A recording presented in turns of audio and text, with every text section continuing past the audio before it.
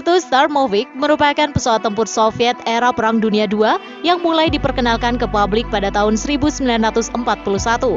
Dibuat oleh perusahaan Ilyushin dengan jumlah produksi mencapai lebih dari 36.000 unit.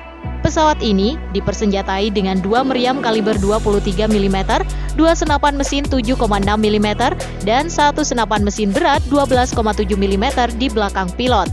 Ilyushin Il-2 juga mampu menggotong bom hingga 600 kg atau 8 roket RS-82 atau RS-132. Selama Perang Dunia II, Starmovik telah menjadi andalan Soviet untuk melawan Jerman di front barat. Angkatan Udara Soviet menuntut pesawat dengan perlindungan cukup untuk para pilotnya. Perancang pesawat Sergei Ilyushin akhirnya menemukan ide dengan memakai baja sebagai struktur pesawat.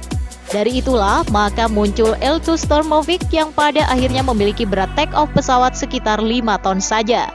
Penerbangan pertama sukses dilakukan pada 2 Oktober 1939 dan terus dilakukan peningkatan hingga pecahnya perang untuk Uni Soviet pada tahun 1941.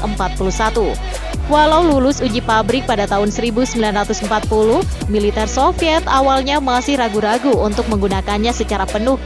Bahkan Joseph Stalin sendiri baru memutuskan nasib proyek itu setelah Ilyushin mengirimkan surat tentang detail kelebihan pesawat rancangannya.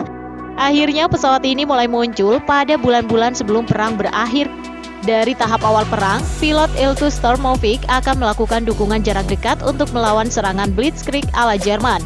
Meski para pilot Soviet percaya dengan ketahanan pesawat ini, namun faktanya baju besinya tidak memberikan perlindungan maksimal pada peluru 20 mm.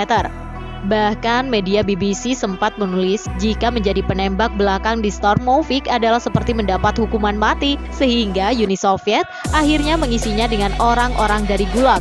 Il-2 Starmovik mampu memberikan kerepotan pada tank pasukan Jerman di hari pembukaan operasi Barbarossa hingga jatuhnya Berlin. Ditambahkan juga telah menenggelamkan lebih dari 100 kapal musuh di Kutub Utara. Pesawat ini menjadi tukang jagal bagi pasukan darat musuh hingga bisa membuka jalur bagi pasukan Soviet untuk bergerak maju. Tak ayal, pesawat ini pun dijuluki Butcher atau Mincer yang artinya tukang jagal. Meskipun dibangun hingga lebih dari 30.000 unit, tidak banyak Ilyushin Il-2 yang bertahan hidup hingga hari ini.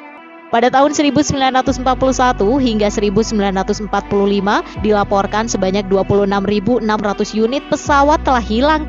Salah satu pesawatnya pernah jatuh di danau saat menembus blokade udara di Leningrad.